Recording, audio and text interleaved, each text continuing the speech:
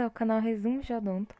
No vídeo de hoje a gente vai dar continuidade à nossa playlist sobre patologia e hoje a gente vai começar a falar um pouco sobre as variações que a língua apresenta.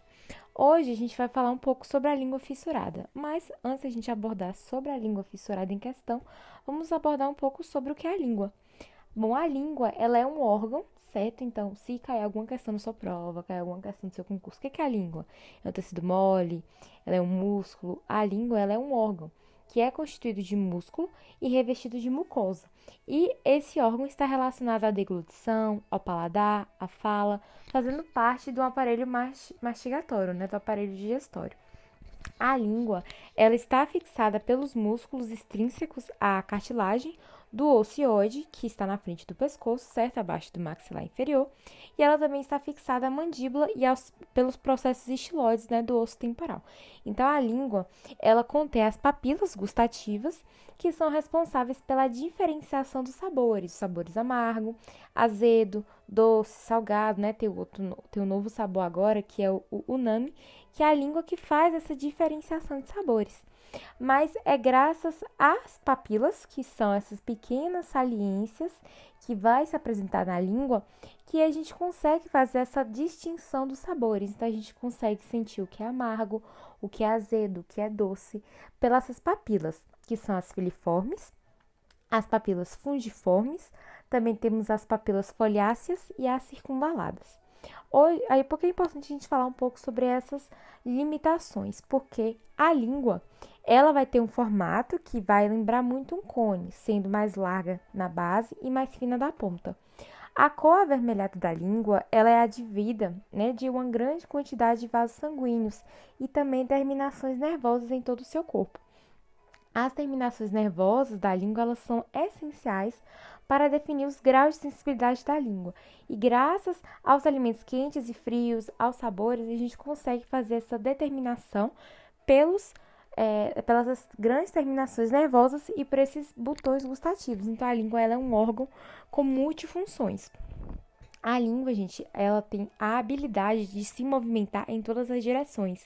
Então, a gente consegue mover ela para cima, para baixo, para a esquerda, para a direita. Porque isso acontece por conta da rede de músculos existentes ao longo do seu corpo, que são interligados, né, aos ossos da cavidade oral. Então, a gente consegue fazer essa movimentação da língua graças a esses músculos. Mas, falando isso sobre a língua, a gente precisa falar o que a gente vai estudar hoje, que é língua fissurada. Então, a língua fissurada, ela é uma condição clínica benigna que vai afetar o dorso da língua, ou seja, a parte da frente da língua. Ela é caracterizada pela presença de sulcos e de fissuras e geralmente é um achado clínico acidental. Então, a gente verifica durante um exame clínico de rotina, né? O paciente vai ou até uma clínica em uma atenção primária de saúde ou até o seu consultório e aí sim ele descobre que tem essa língua fissurada, até então ele não percebe. E muitas vezes as fissuras elas são bem mais discretas. Então, a língua fissurada, ela é uma doença congênita, ou seja, é uma doença genética, e ela chega a atingir cerca de 6% da população, até que é uma estimativa muito baixa. E ela é uma condição que vai afetar, né, o dorso da língua, onde os sulcos e as fissuras, elas vão se abrir, e geralmente, esses pacientes que têm a língua fissurada, eles vão apresentar essa condição desde a infância, então ela pode se tornar mais proeminente com o avanço da idade. Mas isso é claro que depende de cada caso. Quais são as características clínicas da língua fissurada? Bom, as pessoas com língua fissurada, elas vão sentir um desconforto quando elas ingerem alimentos ácidos, como frutas cítricas, né? Como o caso do bebê que está ingerindo limão, vinagre, mas a acidez dessas frutas, elas não vão agravar o problema, só que o paciente ele vai sentir uma sensação de incômodo, como se fosse uma sensação dolorosa ao se alimentar com esses alimentos, porque ele vai apresentar esses sulcos e fissuras que vão estar abertas. Usualmente, essas doenças estão associadas a algumas síndromes, como a síndrome de Down, como a síndrome de Strong, a de Meul-Kersson, agromegalia, psoríase, e é muito importante a gente estar sabendo identificar isso nesses pacientes. Outra razão que a gente precisa muito saber é que as fissuras, elas vão apresentar uma profundidade que vai variar de 2 milímetros até 6 milímetros e a metade anterior da língua é mais afetada. Então, é muito importante a gente estar orientando nosso paciente a fazer escovação, porque pode cair sim restos de alimentos aqui nessas fissuras da língua. Então, isso acaba causando halitose, acaba causando descoloração, pode ocorrer devido, né, esse resíduo de alimentos que fica dentro desses sucos, dentro dessas fissuras. Então, aqui a gente tem uma língua normal e aqui uma língua fissurada. Aqui a gente consegue observar mais de perto, né, a fissura, e o paciente ele não costuma sentir sintomas, embora alguns pacientes eles possam chegar para vocês nos seus consultórios ou em clínicas, escolas e falar, eu tô sentindo ardência, eu tô sentindo uma dor quando eu me alimento, mas aí você sempre deve estar questionando a ele qual é o tipo de alimentação que ele tá utilizando, né, que ele tá se alimentando, e se ele tá tendo uma higienização correta, se ele higieniza a língua, porque pode ter paciente chegando no seu consultório e por ter essa língua fissurada, pensa que não pode escovar a língua. Então, a gente tem que sempre fazer a instrução de higiene oral. Existem também situações em que o acúmulo dessa bactéria, né, em que o acúmulo dessas sujeiras, elas geram um processo inflamatório ou infeccioso causado pela bactéria Candida albicans.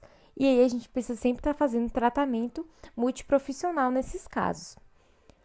Então, qual é o tratamento da língua fissurada? A língua fissurada, ela não é algo que prejudica a saúde do paciente, ou seja, ela não tem um tratamento, ela não tem uma cura. Então, o paciente vai ter aquilo ali pro resto da vida.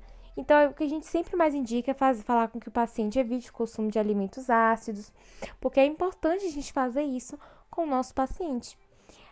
O SUS, ele indica que essas condições não devem ser encaminhadas para consultas com especialistas. Então, sempre realizar, né, pela atenção primária de saúde.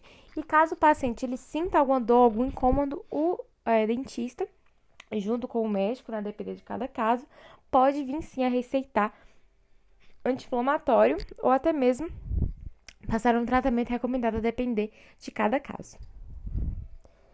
E, por fim, o cirurgião dentista, ele deve tranquilizar os pacientes, esclarecendo a etiopatogenia dessa doença, dessa condição, os cuidados que o paciente deve utilizar, né? Escovar a língua. A gente pode até indicar para aquele paciente ele adquira, né, na verdade, um limpador de língua mesmo, a não ser a escova, né, que ele adquira um limpador de língua que existe hoje diversos no mercado e que ele seja orientado para que os pacientes possam escovar cuidadosamente a superfície dosal da língua. Então, não colocar muita pressão, é muito importante a gente preservar isso nos nossos pacientes. Porque ter uma boa higienização oral, o paciente vai ter aquela língua fissurada e nem vai lembrar que tem, só mesmo uma anomalia, como várias outras. Bom, gente, então esse foi o nosso vídeo. Eu espero muito que vocês tenham entendido. Eu acho que é um assunto muito importante que a gente tem que abordar, porque muitos alunos, né, eu digo isso por mim mesma, a gente entra na faculdade e tem patologias que são até comuns, né? Afeta 6% da população, a língua fissurada, e a gente nunca ouviu falar. Então, é muito importante a gente estar estudando isso para a gente saber identificar e falar para o paciente, né, o correto tratamento, que é basicamente, né, fazer uma boa higienização oral. Então, graças a Deus, na odontologia, um dos maiores tratamentos que a gente fala, né, mais eficaz, é fazer uma escovação correta, como escova de cerda macia, né? A gente sempre indicava o nosso paciente escovar os dentes com cerdas macias, porque elas não machucam tanto quanto as cerdas mais duras, com pasta de dente, com flúor, passar fio dental, enxaguante bucal. Então, sempre vamos indicar esse tratamento para o nosso paciente. Bom, então é isso. Muito obrigada por ter até aqui. Qualquer coisa, deixe aí nos comentários. Não deixe de se inscrever no canal e compartilhar para seus amigos. Então é isso. Até o próximo vídeo. Valeu!